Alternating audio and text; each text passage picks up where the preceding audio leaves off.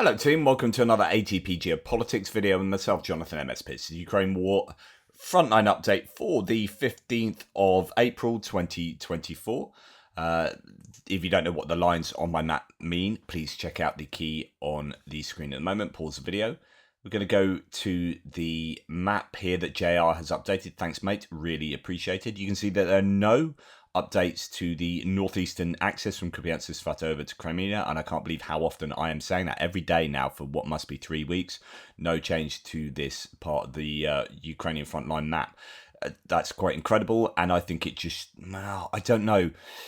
I do keep saying things like culmination and running out and all these kinds of ideas, but I don't think Russia are in a very good position at the moment in a kind of larger view of the war. They are grinding on in certain places, and the Ukrainians are like, everything's terrible, we're losing ground, we're short on ammunition. But I think the Russians are fairly short on stuff as well, because this would be the prime time to attack in lots of places just completely. I think the Ukrainians are genuinely fairly close to being... I think the Ukrainians would crumble along the front line if they're attacked fully along that whole front line by the Russians.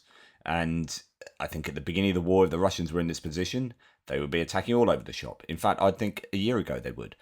But I just have a feeling that we've got to a point now where they have lost so much equipment and so many troops that they are either really struggling full stop, or they are massively reconstituting in order to be able to push in a large way at some point in the future.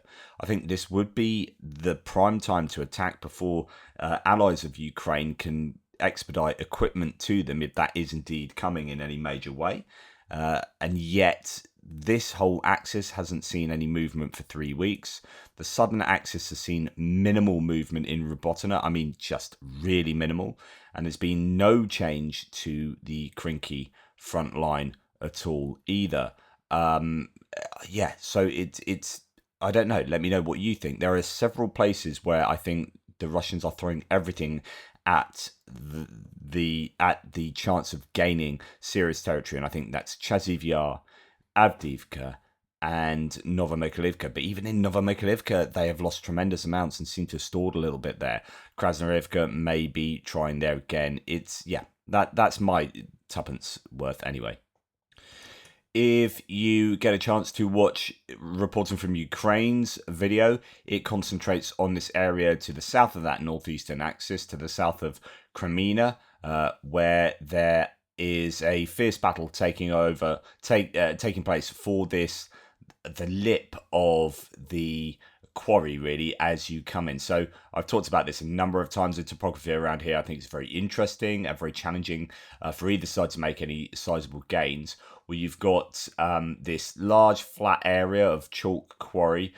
You have to the west, you've got a big kind of, I don't know if you call it a ridge, a mound, an embankment, but it's larger than an embankment, really. Then you've got one to the east as well, and this is what the Russians are trying to get up.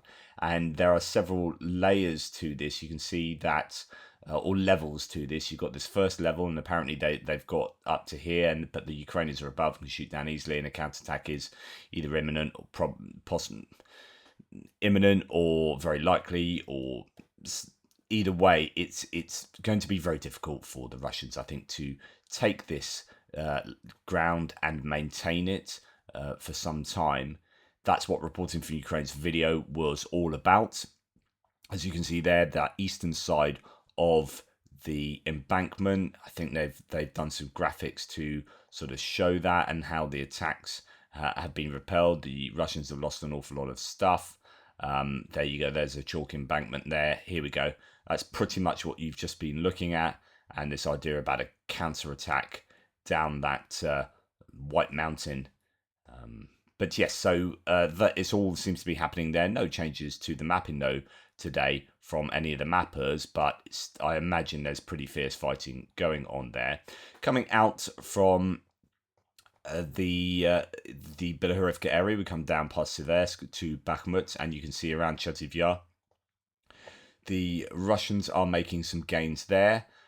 into these areas of the outskirts of Chasiv Yar. Although, as Andrew Perpetua talks about on his live stream, some people don't call this Chasiv Yar. The Russians don't call it Chasiv Yar.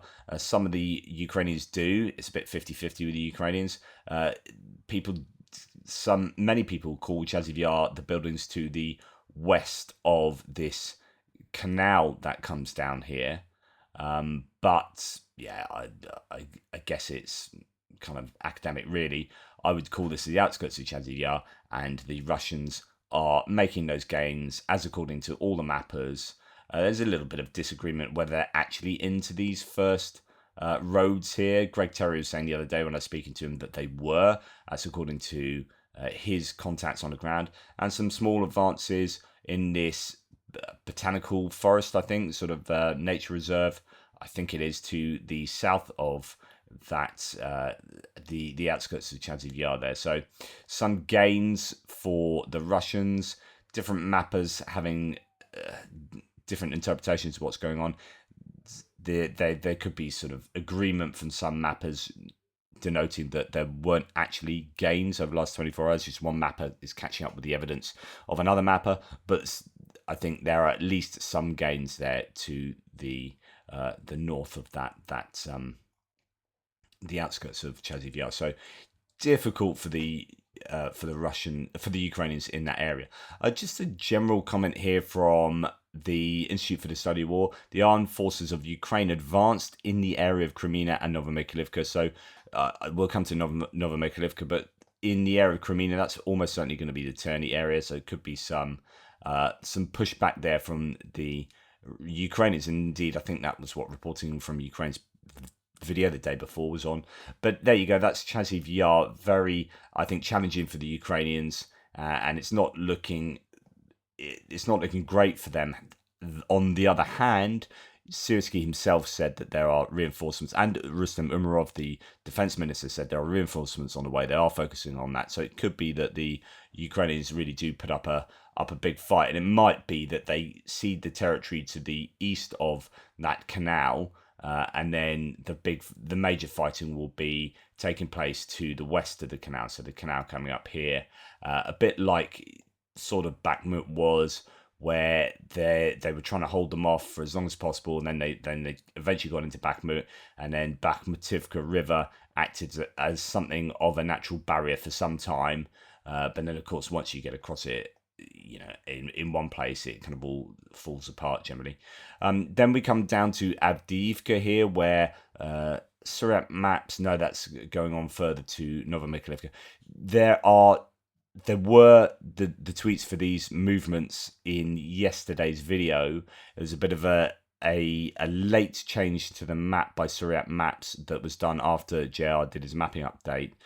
So I went through those changes, and now these are the pins that suggest those moves. In fact, all the mappers agree that there's at least some advances for the Russians north of Berdichi, just by the railway line. So you've got Novokonyove. The Russians are pushing on that settlement from the south, all around here.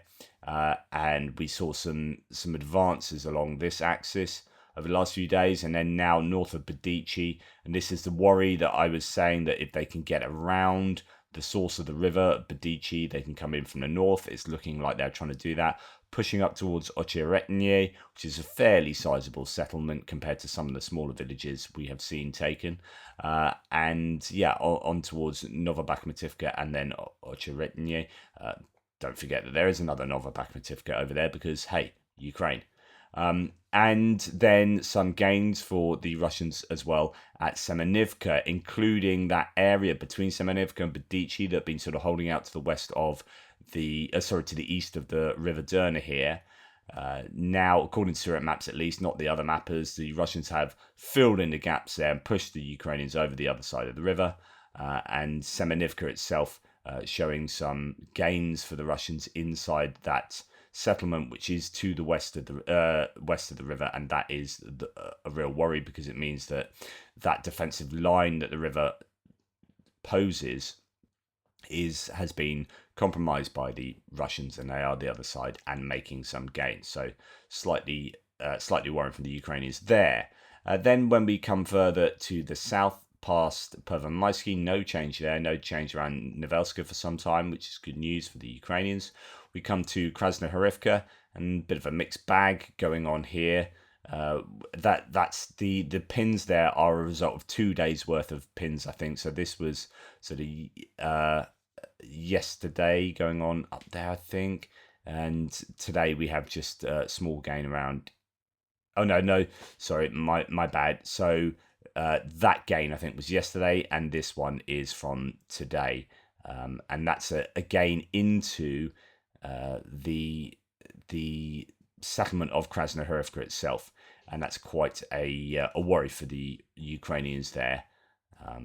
Anyway, Surat Map says in the last hours, the Russian army captured new dachas in the southeastern outskirts of Krasnohorivka. That was, though, from almost 24 hours ago. So, this might well have changed by now.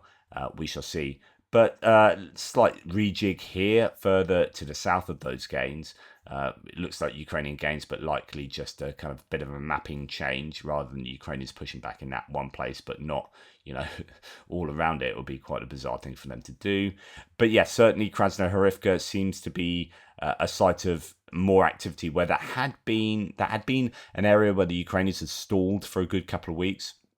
And it was looking quite solid there. Now it looks like the Russians are pushing there again, or at least having more success there. And then we see some gains to the north of Novomykhailivka and around Novomykhailivka, where the Russians are pushing through. And that was what I talked about yesterday. There was that tweet from yesterday. Here are the pins to represent that movement, which means that since I did my mapping update yesterday, really there hasn't been that much change here. Although it will be fairly tough going for both sides. The Russians have really been trying to push up Novomykhailivka, but they've lost an absolute ton of equipment there, and you would imagine a fair number of personnel to go alongside with that. No changes to the southern front line, and no changes, at least as far as the mappers are concerned, that I use as sources to the Krinky area. But there is a report coming out that I think's interesting. Before we go there, actually, I did say that there was a pushback in Crimea and Novomykhailivka, as according to the Institute for the Study of War. So, I mean, it could be that blue pin might represent a pushback. Advance to the Ukrainians in the south of Crimea and to the southwest of occupied Donetsk is recorded. And then we come to the southern front line here, and this isn't so much a change to the mapping, but this is just a bit of a visual context to Robotyne here. So if you remember this big salient south of Orikhiv, where the Ukrainians had concentrated a lot of their counter-offensive, but of course it was a most densely fortified, most difficult area really to attack, and yet they seem to really want that, and that they spent an awful lot of time and energy and resources and human lives in trying to take this area. Well, Robotyne itself as a settlement, this long road that comes sort of north to south here, and then a few others as well. Well, actually, this is what it looks like now. So let's just have a look at that, give you a sense of place here, and a sense of what war does to a place. And it's just all of these were buildings. Obviously, it's a fairly rural community. It's not like it's some big urban area, but the buildings it's not densely packed with buildings, but all of them are destroyed. And just look at the pockmarks on the ground from artillery, from mortar fire, and obviously drones are going to be playing a big part around here. So it's just incredible. The scars on the landscape from war are very evident wherever you look on the front lines, really. But yeah, the whole place is essentially eradicated as a settlement. You wonder what happened with places like this after the war. Will they just get left and you build a similar settlement just 2 kilometers to the east or something like that? Do they knock these places down and rebuild over it? I don't know. That's an answer we'll have to wait for until this war comes to a close, hopefully sooner rather than later, and to hopefully the benefit if you like, of the Ukrainians, not the Russians. Here we have a claim from the Russian mill blogger Romanov talking about Krinky. So this is where I was going to go to end the front line here, frontline update. Krinky is an area that's seen the Ukrainians hold on tenuously. We had seen this weird situation where the area is not really the Ukrainian control because this is all grey zone. But the grey zone area where no one was controlled, it kind of shifted southwest as the Russians were moving control down here, but ceding control further down to the southwest. And it seems like that might be happening again. This is what Romanov, the mill blogger, Russian mill blogger, says. Confirmed that the Ukrainians have expanded the bridgehead in Krinky 500 meters to the west. While this information is not that new, Romanov reveals Russians just left this position without a fight. He also claims Russians made a small advance in the center of Krinky. So interesting. This looks like the Ukrainians might have made some gains around here, and the Russians might have pushed into this central part. Now, we did have some geolocations of Russians in this part of Krinky, so that certainly would be a plausible claim from Romanov. But it's interesting that the Ukrainians are still kind of, I not really attacking, trying to. I don't know what they're trying to do here, other than, like I've said before, use this as a way of attriting the Russian forces at large around here, equipment and personnel that are amassing here to try and shift the Ukrainians out of that bridgehead. So it's almost like these Ukrainian fighters are sacrificial lambs being used to bait in the Russians so that they can hit the Russians with huge amounts of particularly drones, FPV drones and whatnot from Magyar's birds. But I don't know what they're trying to do from an offensive point of view. Are they still trying to take land here? Is it the only way of being able to protect themselves if they are over here? Because this is going to be essentially flattened now, that they'll need to move to places that haven't been so flattened to be able to at least operate and get some kind of shelter. So it's kind of moving further down, but still effectively being used as bait. If that is indeed what they are being used as, it's what I've speculated previously, but it has been repeated by other analysts as well. So it's not that implausible. I can't see that they're genuinely using that as a launch pad for some kind of offensive to take a lot of land around here, especially as they took away 3 of the 4 marine units that were operating in the area. So it's not being used as a major offensive springboard. That's almost certain. Anyway, let me know what you think. Please like, subscribe and share. Thanks so much for watching. That's the Frontline update for today, the 15th of April. Please check out the interview I did with Sean Pinner, the former British soldier who's been fighting in Ukraine since 2018, married to a Ukrainian, lives there, and he was captured and tortured and swapped in a prisoner swap, and famously, and that was an absolutely fascinating live stream. So I'd really appreciate it if you check that out. In the meantime, take care. Speak soon.